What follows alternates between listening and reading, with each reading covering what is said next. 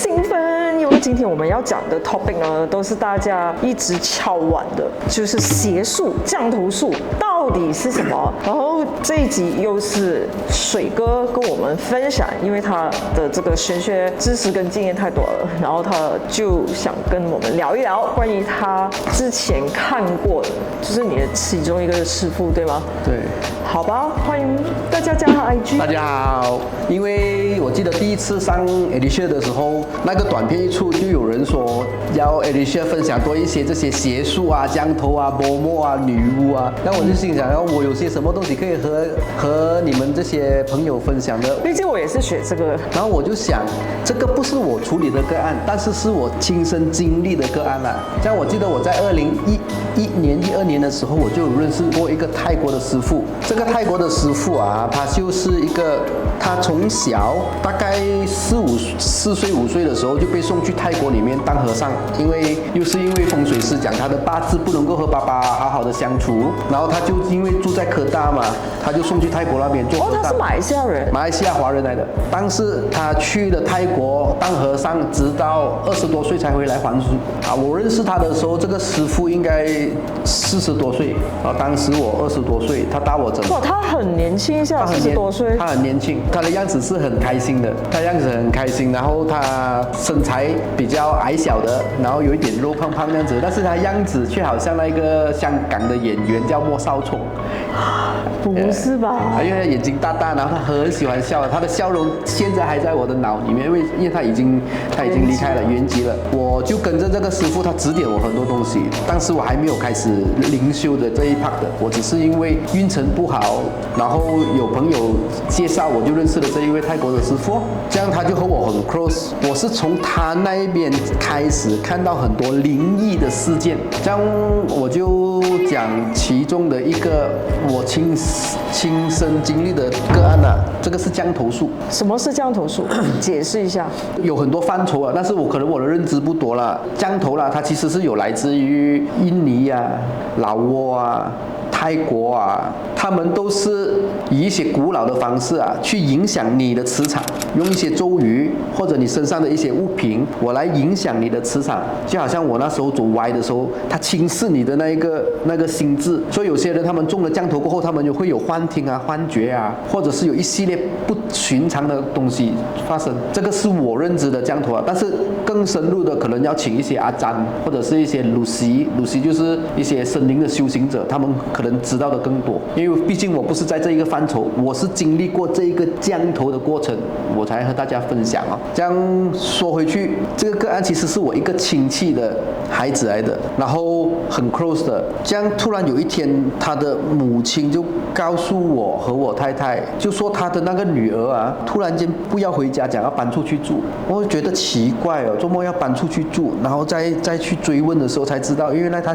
打算去跟一位马来同胞一起哦，他是华人来的嘛。Interesting。所以我们就觉得奇怪了，怎么他那时候才几岁？你不能给别人是自由恋爱吗？这我也没有直接就说他是什么事情哦。所以我们只是猜测他是不是有一些问题发生了，因为他的精神状态也是很差，和他讲话的时候他很容易就发脾气啊，甚至他对着你聊天啊，他可以放空，完全听不到你讲什么。他的状态就好像你和他讲话，他就看着你，等下他就去做他的东西。刚才你讲的那一段话，他完全是听不到。好像没有听到。好像那时我又不知道他是没有听，还是有东西 block 着他的耳朵，还是怎样。那时候我就去和我的那个阿詹，我的师傅叫阿詹，泰国人叫阿詹嘛，我就和我的那个阿詹说，然后他说你带他上来看一下啦。当时的情况不是这样子，我没有告诉他，我只是说，我一个亲戚好像行为很怪，然后他就上来咯，我还要骗那个亲戚上去，然后我告诉他，我其实是去看那个牌卦，那些玄学的牌卦，然后看一下明年整年的运程是怎样。然后我说我和我女朋友去，然后带买你一起去要不要？他说 OK 了，跟着去咯。我和我的女朋友就看了过后，知道明年的流程 OK 了，然后到他咯，叫他坐下去咯。到这个朋友坐下去的时候啊，然后就正常的看牌卦了，看下，突然间啊，我的那一个阿詹的师傅和我那个朋友讲马来话，然后我那个朋友就突然间一下子讲广东话了，突然间讲马来话，他就一下子好像反应不过来，就看着对方哦。然后我那个师傅就问他：你整天不回家，你去哪里？他突然间就好像觉得，哎，你们是不是搞买了，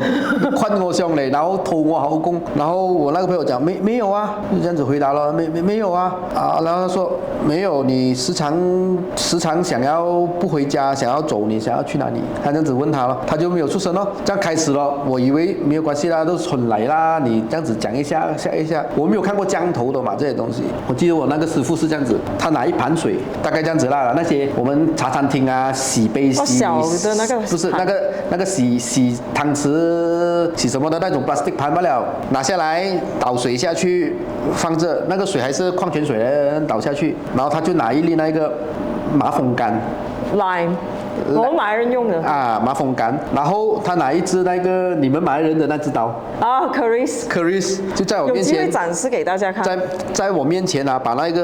个麻风干切一半啊，然后他把那麻风干丢去那个水那边，然后他就念经，因为他们是这样子做。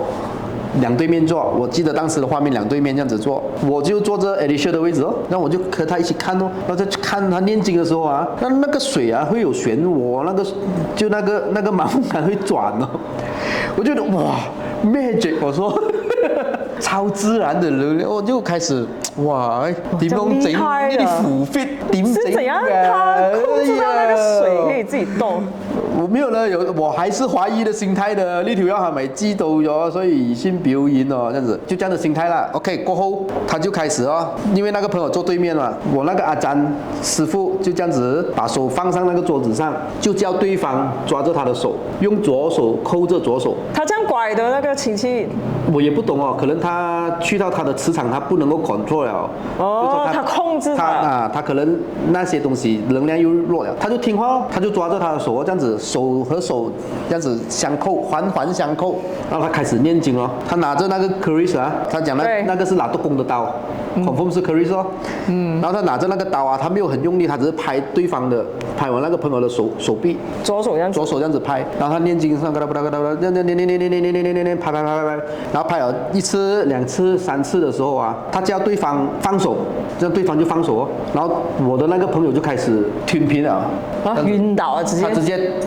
要暈，還沒有暈。然後我剛才 skip 了一 part， 其實還沒有抓手之前呢，還有做一個動作，還有多一個步驟的。他就是拿了一張那個我們華人用的那個往生錢啊，那個黃色的有一個圈，有大悲咒啊，有什麼的那個紙啊，人家那些喪禮上會燒的那種。他拿着那個東西，已經是罵他的手，罵他的一輪了的。哦。罵我那個朋友一輪了，然後他把那個往生紙啊，拿那個打火機啊，把那個往生紙燒掉了的。這樣燒了啊，那個不是有那個灰的，它還留在桌上的，沒有動的，還在那邊的。然後過後才到第二個 part， 就是抓手的那一 part 哦。他這樣子念經過後，叫他對方一放手的時候，對方不是說他一下子blur 的，他就開始要暈了，然後放手了，他抓着了，我那個師傅的手就在那邊抖了，這樣子抖。微微的颤抖了，不是這樣子搖了，他只是因為我這麼近的距離看嘛，他的手這樣子抖，這個我還不確定是不是，但是我看到我的朋友會暈，我就覺得肯定有一些東西啊，超自然的事件要發生，不然的話，對我的朋友沒有必要配合他來演給我看嘛，因為他根本不懂啊，他根本都不懂啊，那抓着他的手就抖哦，他就說你看那個東西被我抓着，我咁你講啫喎，睇唔到喎，你講你捉住就捉住咩 ？OK， 然後過後他拿剛才不是有燒了的那一張往生前有一個灰了，他把那個灰啊放在他手上，他這樣子罵，你知道出現什麼東西嗎？圖文嗎？他這裡的手啊，他直接有經文出現，是 Arabic， 對。阿拉伯文啊，阿拉伯文，但的確是出現那一種字在他的手上。為什麼？因為這樣的距離嘛，他直接給我看了，他叫我阿追嘛，阿追，你看，他中了馬來人的東西，然後是因為對方給他吃一些啊，我就想講他肯定是吃了東西，對，他給他吃一些東西，然後他才出現這樣的情況。過後他就開始恢復那個，還沒有立刻恢復他的那個精神狀態還要一段時間，但是他卻沒有朝着要離開那個家了啦。因為每次我們講一大堆話和他聽啊，他可能只是聽到50%、60%罷了，他肯定有一些是模糊了的。沒有記憶的，所以當時我看了這樣子，我就知道，原来这个东西是存在，只是我们以我们现代人的科技，然后我们的经历，我们觉得这些东西不存在，但是它存在着它的原因啊。可是我要就是很客观的讲一下，因为我现在看到很多那种有精神状态的人，然后他们会觉得自己中降头，对，因为两者非常的相似。如果你那个师傅应该是比较有经验，就是他可以通过某种判断力，就是知道这个。但是如果一些比较年轻的师傅，其实很难分辨，你懂吗？就是当你这个人的意识被控制，和他自己本身有幻想，真的是完全一致哎，在表层上其实很难判断这个人到底是不是中降头。而且他们同样的忧郁症的人也是会有幻听，中降头的人也是有幻视和幻听。对，因为两者太像了，太像。就有一些人来找到我的时候，我很难分辨，但是我的这个身体好像一个 detector 这样子，就是如果你今天是身上中了这些邪术的话，我会有生理反应，比如说头痛，而且看你是中什么。曾经试过有一个人是给人放一种好像五毒的东西，就是包括昆虫之类，我会整身很痒的嘞。就是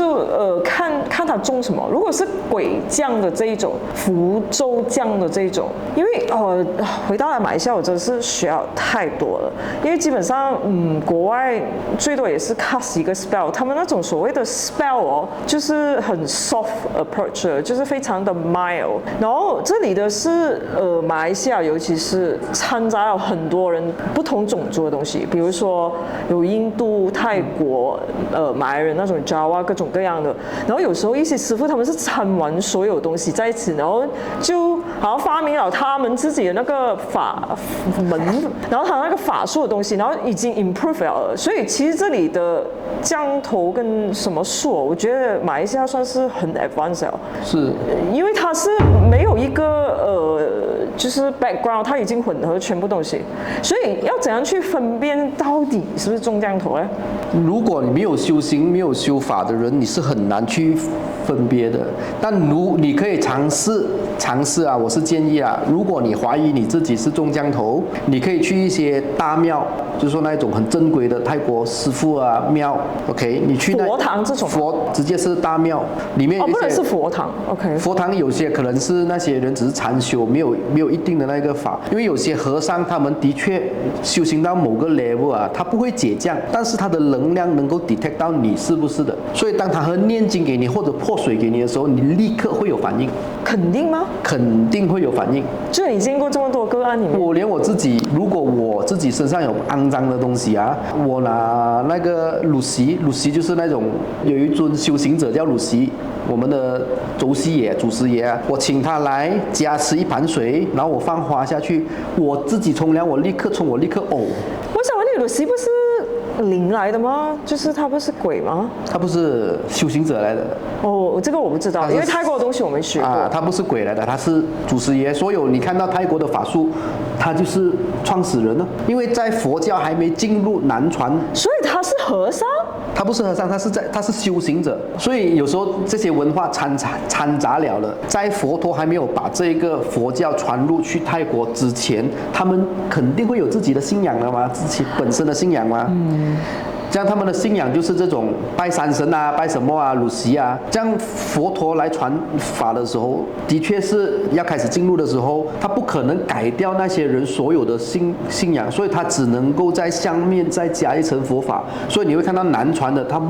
们虽然说是信佛，但是这里面却很多一种泰国的一些传统的巫术啊这些，所以有些。所以就和西藏不一样，和我们中国的也不一样，类似，和我们的尼泊尔的也不一样。因为西藏也有什么 oracle 啊，那种好像类似跳是他们跳舞啊，金刚舞跳对，它不是佛陀的东西，但是佛陀要把佛法传入这个地方的时候，他不能够拿掉当时的那种信仰啊，他要以他们的信仰的时候再进入去教化这些众生嘛，就会演变成现在泰国的这种宗教里面，你会看到很多阿修罗、夜叉之类的一些护法神，而在密宗也是有很多金刚护法也，你看到他很分录像这些这样的原因的由来了。所以过后你的那个亲戚就没事了，他就没事了。然后有跟那个男的分手了吗？分手，真的很短时间里面就撇清关系，分手，太狠了吧？因为你这样子讲哦，那个经文出来一般都是吃东西，吃东西才会有经文。而且我问我的师傅，你这样子抓着的是什么东西？抓着对方的法位，他抓着对方的小鬼。他们有养小鬼，他把一个小鬼放着跟着你，所以为什么会 blocking 他看东西和听东西？然后有幻听，有幻觉，发脾气，发脾气的那种情绪。是，所以那个就是我遇过的一些降头的个案。另外一个是他们泰国传统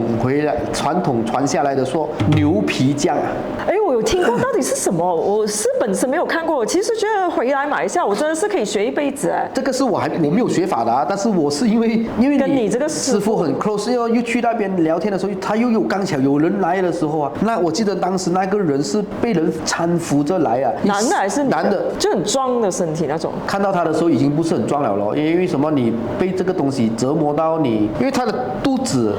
因为可能他很难吃很难睡啊，所以他手脚已经开始很没有力了，瘦了，但是他肚皮是很大的，胀起来就好像怀孕一样啊！对，好像怀孕这样子。男生啊！哇，这种真的是没有看过哎。我没有，那时候电话又没有得拍照。对，以前是很拼的了。对，我又没有想过要把这个。没有啊，我们那个年代就 Nokia 也拍不到什么好的 video 出来。那时候就看着他，然后他就和我讲啊，所以他就顺便教我，他说呢，这种就是牛皮酱，他讲，我说，哇，这种应该是传的。係咪小腸氣嚟個？沒有，他去看醫生肯定沒有問題。是，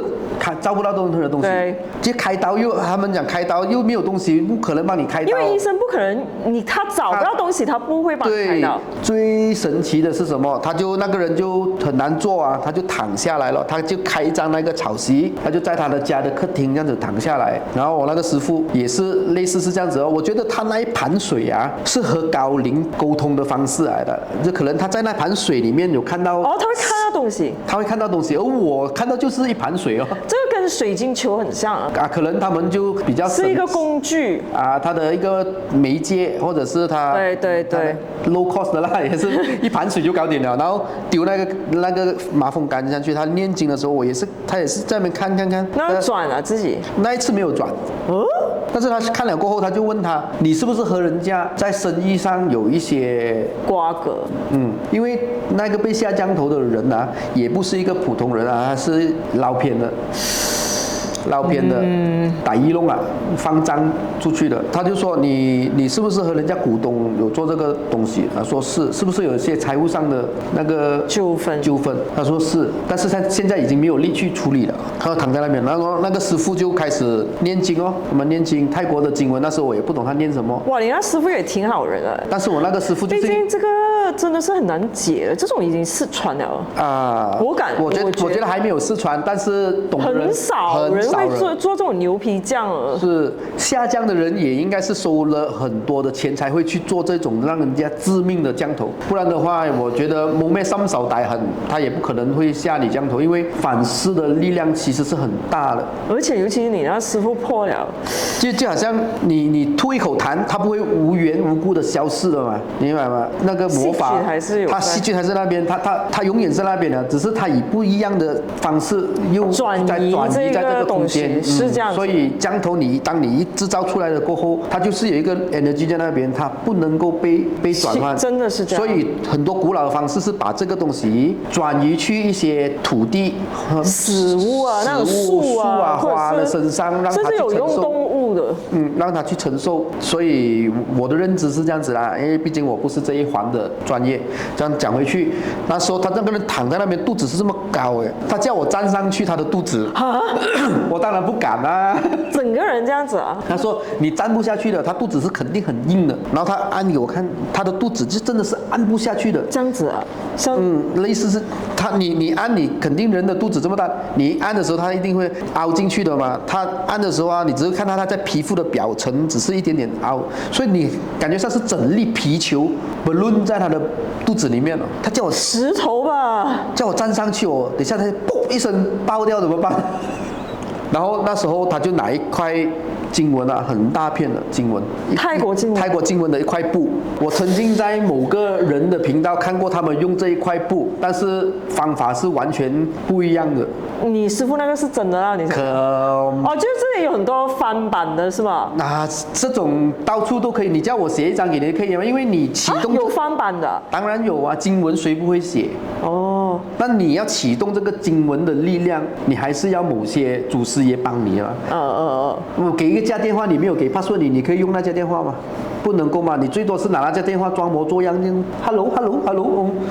那个海洋海怪你自己知道咯。那你有 password， 你真的是可以用那家电话的时候，那一家电话真的是很好用，那一个皱纹的布真的是很好用。为什么？它只是盖在对方的肚子上，他坐在那边念经，然后他没有碰对方的身体啊，他念经，他拿那个水泼。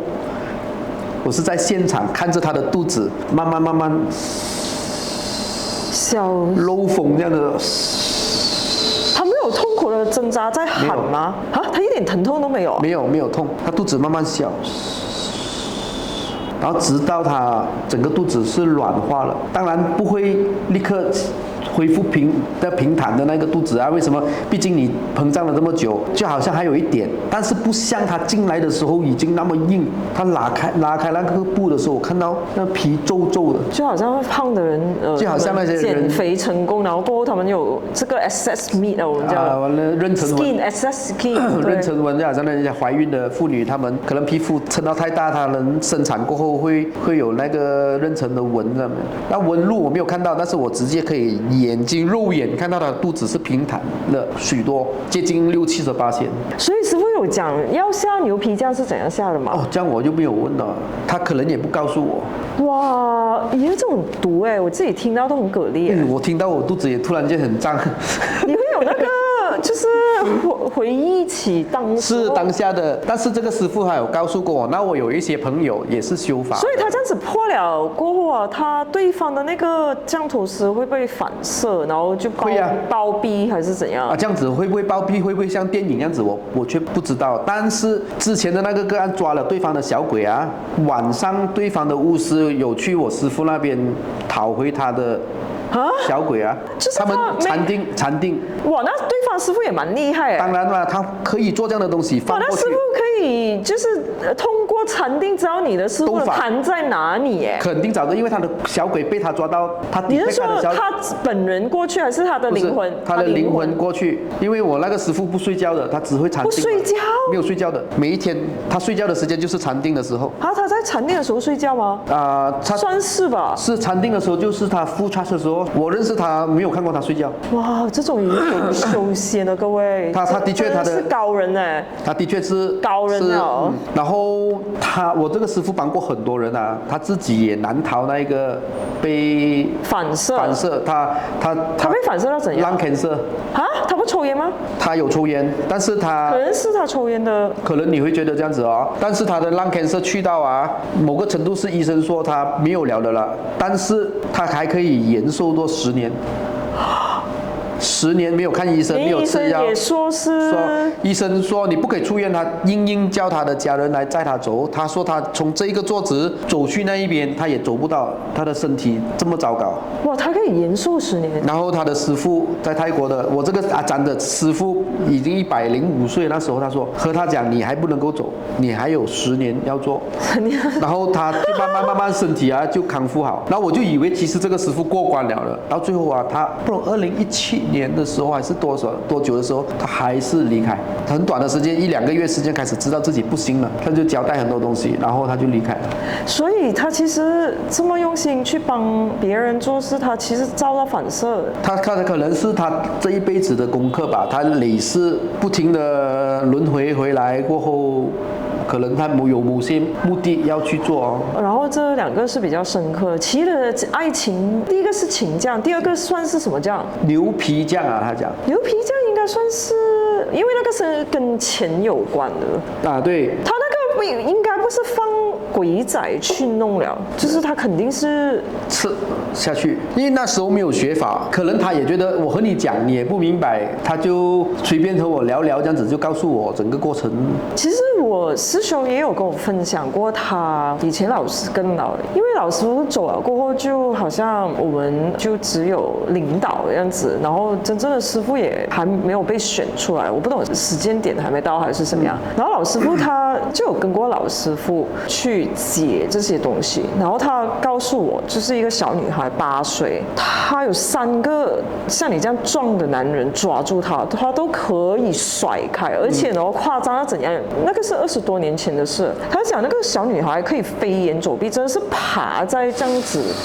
上那个墙壁耶。然后我讲，怎么没有拍到？他说Nokia 时代，就以前那种师傅啊，下这种邪术和降头术啊，我觉得他们真的是拿命去攞命去搏，拿命去搏的。现在没有啦，现在随便下个秦将落个州，然后一次过做10个人这样子就搞定，谁还要拿命去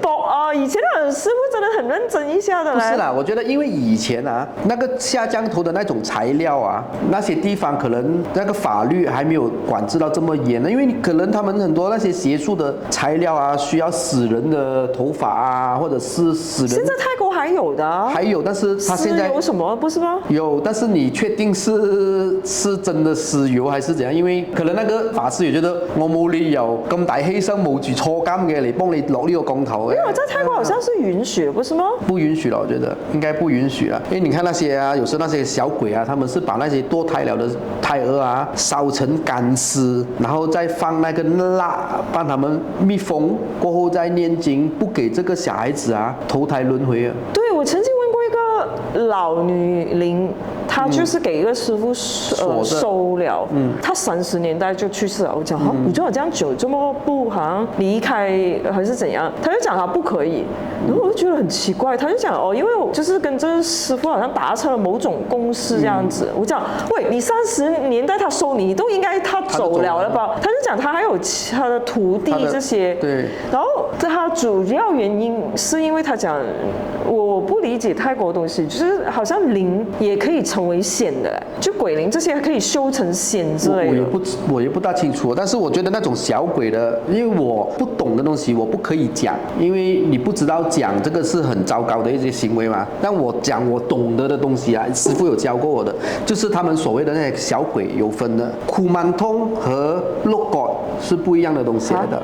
洛果库曼通是一种被入灵的童子，是一些可能被堕胎啊，可能是夭折的，可能怀孕到一半。他们如何去找？他们每天站守在医院吗？问谁有没有堕胎还是怎样？他们和尚他们看到一些可怜的小孩子，他们念经的时候。把他的灵放进去这一尊里面的时候啊，他们有规矩的，他们有他们的那一种条规，需要怎样？你必须要守5戒，守很多什么，你不能够做什么东西。你是因为时间还没有，所以是看师傅，看师傅不是看小鬼。像师傅入了那个灵过后啊，婴儿的灵啊入去库曼通，他们讲库曼通或者是库曼利，是让他去累积的功德，时间到了他去轮回，在泰国的传统里面。所以这种其实还好，库曼通还好，真鬼的师傅为了做善事而做的。像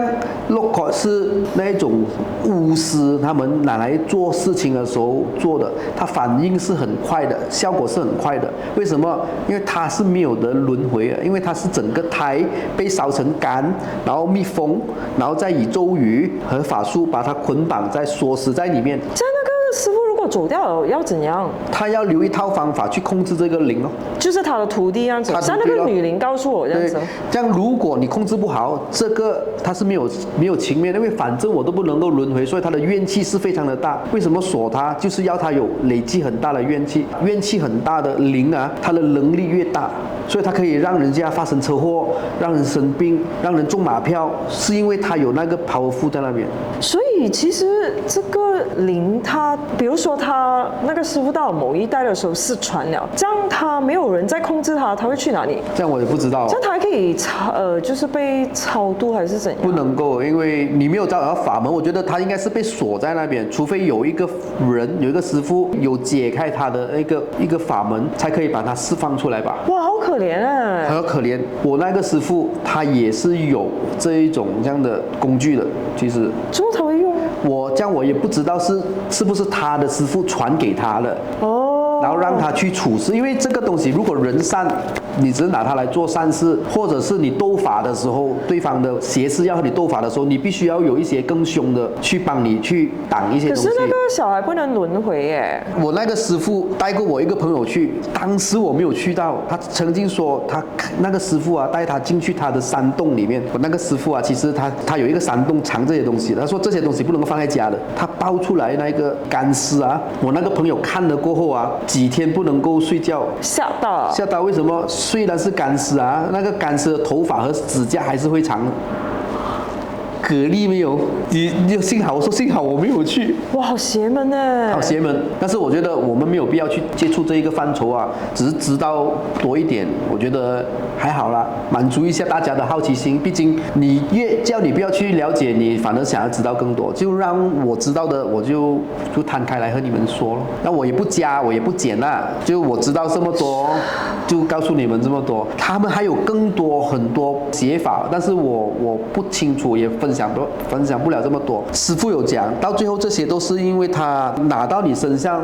的能量，然后他把你的能量啊牵引到去一些很 negative 的地方，让你时常在那个地方里面，所以你整个人会很高，就疯疯癫癫这样，再不然就是身体会生病啊，出现癌症啊。你去 imagine 一下，我们不是有些人有些信仰是说你每一年要去点灯啊，给观音菩萨什么啊，他把你的名字放在一个很 positive 能量的地方哦，你的名字每天在那边点亮着别人一些很好的磁场，这样意味着你可能会有一个好运。你再 imagine 一下，今天我把你的名字，然后我把你的头发或者衣服我包起来，我拿去坟场那边找一棵树，然后我除掉那棵树，我塞在里面啊，你认为你的磁场会不会直接被干扰？会多多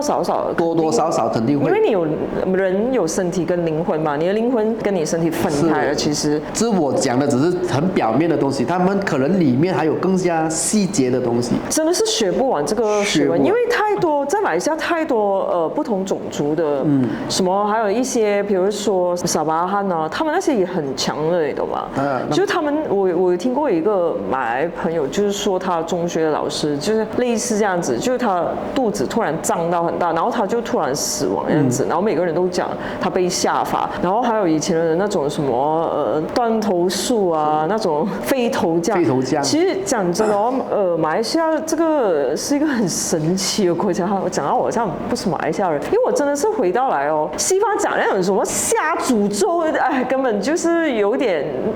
就是 soft approach 啊，我觉得，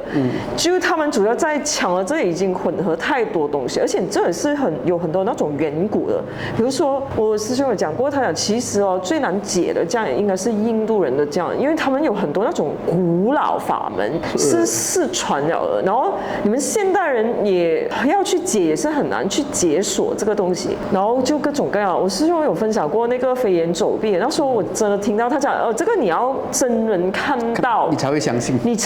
因为他讲以前那个年代真的是这样子，然后他有看过就是那个人的景，就是在解，我们大概会用一个白的那种钢绷当然我们叫的，然后那个东西不能刺，那个蛋哦，它可以你坐在这里啊，我放手在这里啊，它那个颈哦可以从你那边头移过来那个蛋那边哦，就是你懂不符合这个逻辑跟科学根本无法解释，但是以前那个年代真的是可以看到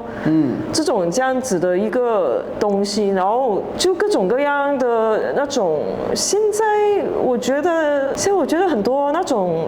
会下这种什么普通酱的师傅都不想咁搏命，不想这样拼啊，你懂吗？就我只是来这里赚个钱，我为什么要反射到自己包庇还是怎样？所以他们做的只是普通的，我觉得应该是咒啊，除非这个女的可能跟对方有一个什么，或者是这个男的跟对方有什么深仇大恨，他非得要这个人死，然后花重金去请这一些。我觉得大的降头没有啦，那小头小降有啦，就可能还是有的，还是有的摸一摸你，然后你可能迷魂一下，或者是和你有什么接触的时候，你会比较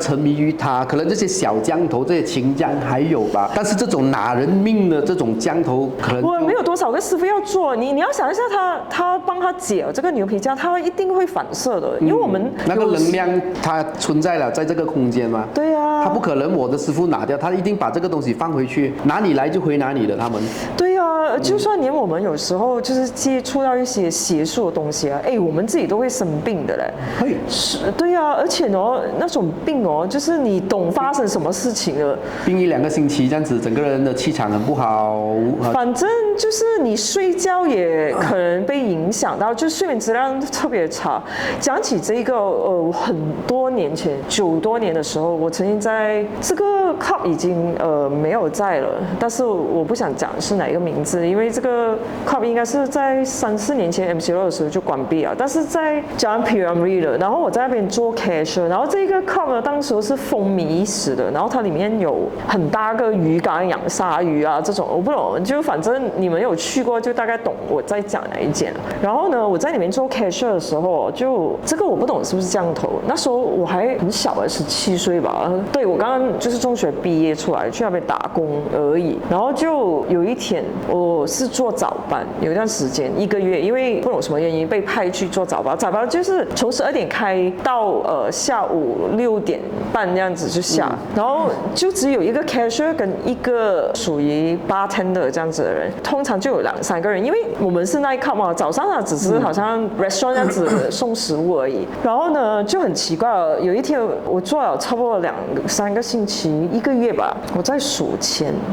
我就把钱放在这里，跟平常一样，突然间我觉得我好像 black out 了1秒钟。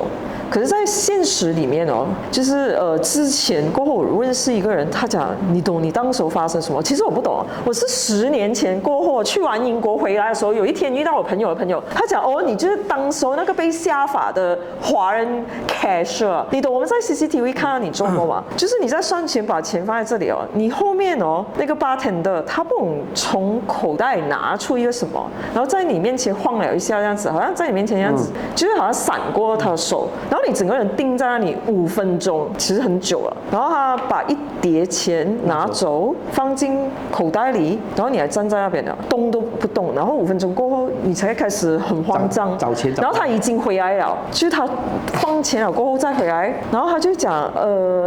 没有看到你的钱，因为我问他，你有看到我钱吗？明明放在那一边哦，我也不懂是什么。然后他也是那种原住民来的，就是他们自己本身也会这种东西吧，我觉得。就那次我是觉得最真实，就是能够在5分钟里面，那个人做了这样多手脚，我完全觉得，因为我觉得我盯在那边1秒钟，不可能1秒钟那个钱不见了，就觉得很莫名其妙。过后因为认识我朋友他就在这个地方，然后传到很风靡，他其实我们全世界的人都懂，只有你不懂罢了。我讲当时我跟老板娘讲的时候，他讲我非常确定你没有偷钱，这个时候我非常确定了。然后我讲你怎么知道？我不知道他们有放 CCTV 嘛，然后就傻，因为刚中学毕业就没有想那么多，然后我就觉得很 gixy 嘛，然后我讲算了，你要拿走我最后1个月的这个工资也无所谓，反正我做到很 gixy， 明明那个钱就是在前面都会不见，我讲是什么道理？可能我觉得太累还是怎样，就没有想太多，然后过后就去了英国，完全不记得这件事。你这样子提起的时候，我就想起就是有一种不懂它是算不算是降头术，还是那种迷魂术，就用了某种药物让我也可能是吧，可能他一下子麻痹你的那一个神经这么强。有啊，其实有很多这种植物的东西，在可能要加上咒语还是这样，因为你看有些在一些古老的地方啊，他们有一些水叫水淌水啊，对，他们也是喝了过后，他们可以去到那个打开的。他们还有这个水可以打开，但是这些都是这些都是一些植物的东西，甚至酒精也可以啊。因为你看我们酒精要喝很多，对，所以你看有些人他们吞平，他们喝酒喝多，他也是会断片啊。为什么？因为他有麻醉他的那个神经的那一种。反正就很不了了之。我不懂为什么那时候老板娘就讲，你不用担心，你就继续做。我在想还能继续吗？就给钱给人偷到这样子，那一叠钱哦，可能有1万块钱，就是你明白吗？就很大叠一个钱，怎么可能？就那时候我经历过，我才发觉哇，原来这个世界这么险恶的。就还好，我过去了英国就没有再接触太多这种灵性的东西。这种有时候他不是邪术，他只要摸一摸你身上，然后可能他根本没有摸，可能吹一口气给你的时候，你可能就会迷迷糊糊、神志不清。对，我就觉得哇，就以前打仗的年代，我可以理解为什么那人发明降头术这种东西，为了保护家园。就好比我的老师，之前还要跟老的师傅，好像日本在打仗的时候，他是用我们的法门去保护港崩里面的人，不让他们给日本仔看到这样子。对他们就是以前那种老师傅学这个就是为了保护，可是现在我不懂啊，就是人的那个欲望啊，现在已经变成 commercial 了啊！你要像什么？他们已经叫和法式了吧，不叫降头了吧？现在和法也不算是降头吧，它可能是某些的一种法术啦。我看我在分享多一个个案啊，因为刚才你提起那种夜场嘛，夜场里面很多这种人用养鬼仔啊，这些小邪术啊，这样这个是我以前做夜场就看过那些女的，对，这个就是我处理的个案来的，我本身你处理的个案，我处理的个案来的，来吧，各位观众朋友，我没有想过要处理的，但是你去夜场没有，我不会去夜场了。你不可能会看到我拿起一杯酒杯来喝酒，我是完全不喝酒的。你是怎么样认识？这个是我的顾客的老婆。你顾客老婆做夜场？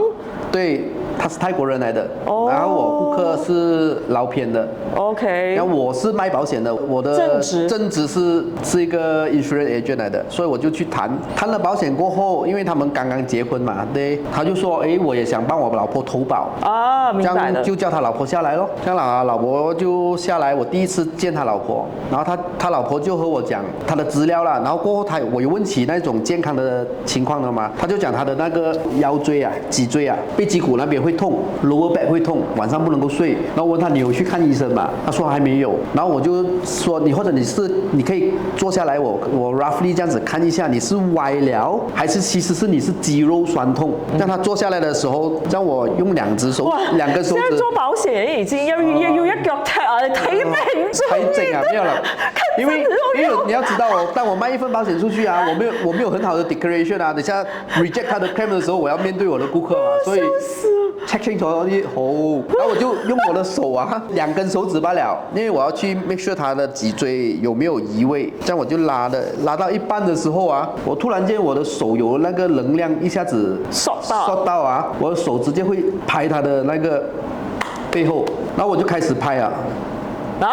我拍他背后哦，你不觉得很奇怪吗？当下没有，因为一下子我手这样子下的时候，突然间我的手会去拍，我感觉上是有人扶着我的手去拍他的背后。OK。那其实是菩萨，我背后的菩萨。我和你讲，之前那个菩萨，他就抓我的手拍他的背后，大概拍了3、4下这样子，然后他开始有反应啊。他老婆讲我呼吸不到你这样子拍我，但是我拍的那个力度是这样子啊。很轻，这样子拍，你哪里可能会呼吸不到？又不是拍他的肺，拍他的腰，他开始呼吸不到了。然后我就和她老公讲了Mr 什么什么，你可以来扶一下你老婆嘛？他就来了，因为他老婆很瘦的，他一来的时候就直接他老婆就倒下去，直接是吞平了。然后他就抱他去沙发那边躺着，然后他就开始喊了那个开始喊，他老婆在那边这样子挣扎，然后我就去那个沙发头那边，我就开始念经哦。我一念经的时候，他开始越来越挣扎，但是我关眼睛念经的时候，我一张一张那个 information 来哦，就看到小孩子抱着他抓着他的脚哦，然后我就在那边再继续念，大概1分钟多过后，不到2分钟，我看有大概这样的时间啊。他喊的时候他有哭，你知道吗？这个女的有哭。2分钟过后，她醒来，她问为什么我在沙发那边的？他完全断片，他断片。所以是那个抱住他的小孩。然后最神奇的是，他和我讲，我周末看到一个小孩子的，刚才啊，他看到一个小孩子，他不断片了吗？在断片的那个画面里面有小孩子。哦，就好像你发梦这样子，你一醒来的时候，你还停留一点意识在那边。他说看到一个小孩子，所以那时候我就知道他其实是被人家吓东西。然后过后他才和我讲，其实他大概有几年时间不能够晚上睡觉了，最多也是睡2、3个小时，然后脾气很暴躁，他就是整天做夜吵架场的。他之前还没有结婚之前是做夜场的。其实我以前就是还没有修行的时候，我还傻傻的，就我有做夜场、夜总会这种，就不是我去陪做，就在那边做 waitress 这种。很多人他们有跟我讲过，就是你看样子哦，就是他长得不怎么低，可是哦，就是他很多男生会去找他，然后其实他们有各种各样的法门，就是有印尼的有印尼的法门，然后他们每当一出现的时候，我身体就有反应了，就是我会感到头痛、头晕，是，然后就再不然就是我的手脚哦会开始好像有点发抖，不是发抖啊，就是僵硬的感觉。然后我以前就不大懂这些东西的时候，我就想这个人负能量很重，我只是觉得这样子。过后因为有一次比较熟了，过后跟他们聊天，我还发现每一个人他们身上都有法宝的，好吗？是因为他们会放东西在人身上，他也怕人家放他们，所以他们身上一定会佩戴一些东西。所以有时候同行也会嫉妒大家，然后会放对方东西。有时候可能他们不爽对方，然后大家被迫在一个地方跟其他男人去抢男人吧，可以讲，因为这是钱的关系啊。所以如果你如果真的是说要去预防一些降头或者是这些邪术的话啦，我只能告诉你，没有人可以帮到你的，除了你的心是很 pure 很真。因为你想想下，人不会无端端沾上一些降头啊邪术在自己的身上，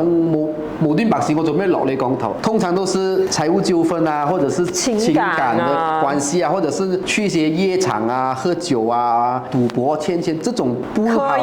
對，如果一個人正常的上班，然後盡好自己的責任，做好自己的本分的人，很少可能會遇到這些事情。這樣exceptionally 你是好人，然後遇到你不想遇到的話，你要怎麼防備自己呢？如果防備不被下降頭，我卻沒有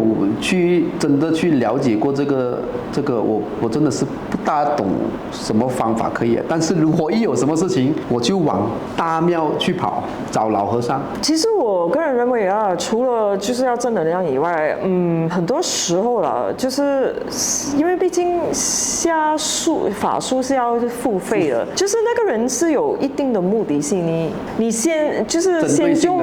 你先用科學的方式或者心理學的方式去問自己，我最近有沒有得罪人，或者是我是不是感情裡面出現了什麼問題，我的這個誰，然後金錢糾紛這一些啊，就如果你是沒有你正常生活，然後沒有得罪任何人，就只是普通過生活，我覺得很大可能你是心靈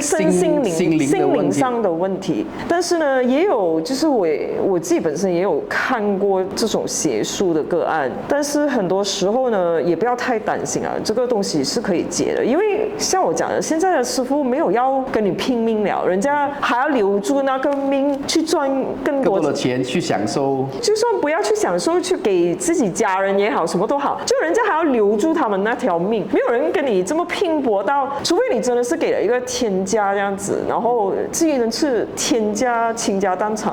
那個人肯定不能說有什麼冤屈還是或者發瘋，但是這個幾率啊中獎我覺得是蠻少，而且呢，我發覺中獎的人哦，就像你講的，如果三觀很正啊，意志力很堅定的人，他們下一次法是很難中，除非他直接給你吃東西，這個就一下子可以中，因為吃的話你是把那個細菌吃進去你的身體裡面，然後它是從你的身體裡面這樣子改變的，但是一般你身體有變化，你會看到很明顯的，但是一般師傅就很麻煩，可能會用一些小鬼將啊，你們講的那些符咒的東西，就比較普遍，這些都是可以解的，所以也不要太過擔心啊，我覺得是這樣子。奉勸大家把自己的本分，把自己的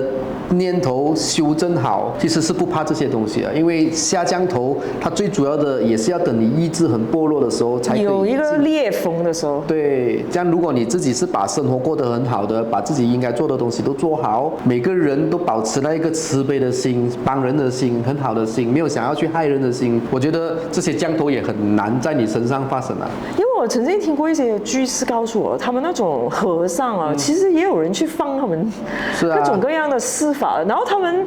其实不会，他们没有学过这个下法术的这个 process，然后他们基本上就念咒，比如说楞严咒，然后他们通过这种可能他们佛家也有什么法藏之类的，然后通过他们不停的念经，就把这些东西弹开样子。可能他们拿一些植物扫一扫自己的身体都没有，他们可能就那个楞严咒，然后他们有一些什么法藏的法器那种被加持过很多年的，然后他们就靠着这种菩萨的力量就把这些清除掉了。就我没有想到，就是像这种所谓的修行的和尚都与世无争，别人也会找他们，还是会。所以大家其实保持正念啊，降头如果一个意志力很坚定的人，真的要一直下很强的法才会发生。我觉得是这样子啊。OK， 好，今天也讲了蛮多的，谢谢水哥和你的所有的经历跟我们一起大家分享。我也没有想到，就是我们可以讲那么久，好吧？希望大家都要 follow 水哥。然后呢，我们接下来应该会讲一些，因为快要接近新年了，我们可能会讲一些个人运数啊这种啊，也好，比较没有这么黑暗的东西，就比较阳光性的、喜庆的。对啊，然后每个人都想知道怎样有好运啊，各种各样的东西。好吧，今天到此为止，拜拜。拜拜。如今的你是不是人生很迷茫呢？快来参加我是谁线上课程，一起来探讨到这个世界的意义和使命是什么。